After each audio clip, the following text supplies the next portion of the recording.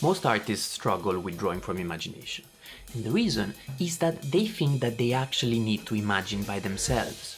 And when this happens, they get stuck and they don't know how to start. Until all of a sudden, they start believing that drawing from imagination is a rare gift that only talented people are born with, and that they are not born with talent. I'm a self-taught artist, and I made it a mission to share everything I learned on my art journey. I do it through videos like this one on my channel, for all other artists like you to get insanely good faster than you can think possible. The reason why I recommend watching this video until the end is that this specific hack is the single most effective way to get good at drawing from imagination. And the benefits of drawing from imagination is that you won't have to get stuck in your art ever again. You are going to be much more effective in drawing exactly what you want to draw, and much faster too. All of which will allow you to become the artist that you've always wanted.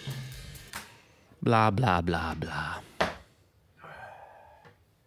So many words and so little said. Let me show you how I do it.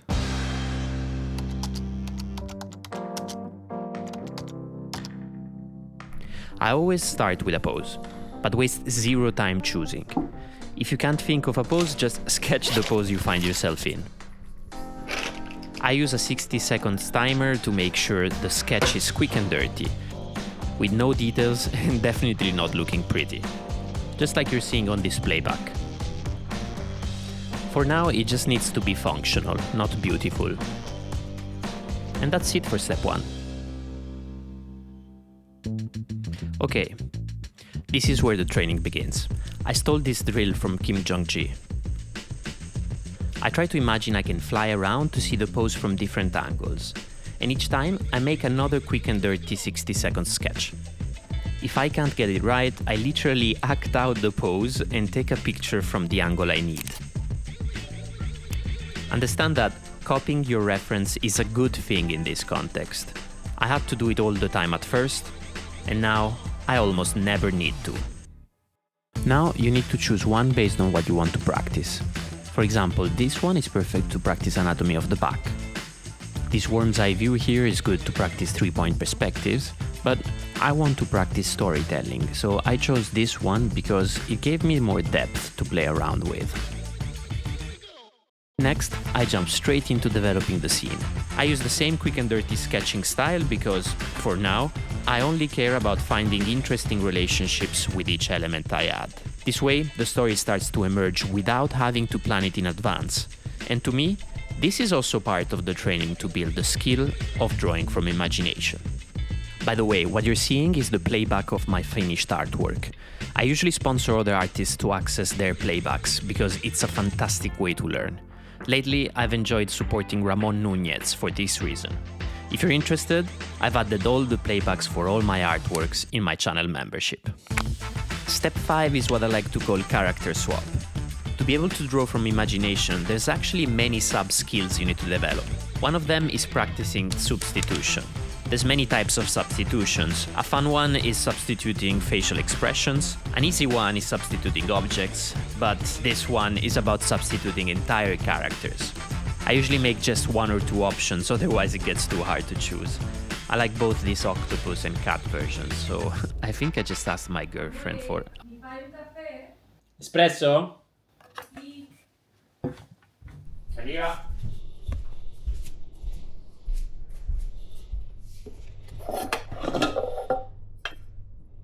Oh, cazzo. You have to understand how things are.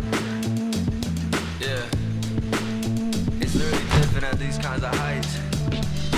I've been running wild like a slaughter the flies. I am the thorn in the side, I got my sword in the sky. I'm from a different planet, I'm a quantum machine. I get results you can see. I flip the W on a W-E. It ain't no team without me. Feel like a capital G. More like I'm performing how they counting on me. More like I'm adorning how I'm holding the key. More like a proud lion how I'm holding the sheep. Check me out. Check me out. Check me out. Check me out. Check me out.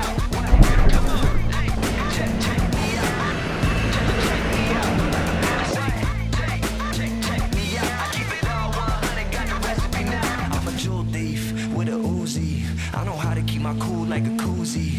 I'm a visionary, cold in the cemetery. I come from the dirty south where it get pretty scary. I'm the hellraiser, pro playmaker, mover and a shaker. Do it for the sake of the family and the legacy. Moving the needle steadily, letting no one ahead of me. All the haters are dead to me. Hey, it's just like that. Champagne glass half full for a nightcap. If they throw a jab, I'ma eat it like a light snack. See you. Tell the rattlesnake I'll bite back. You too.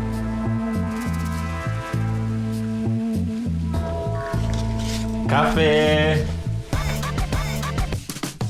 Oh, grazie amore. Ok.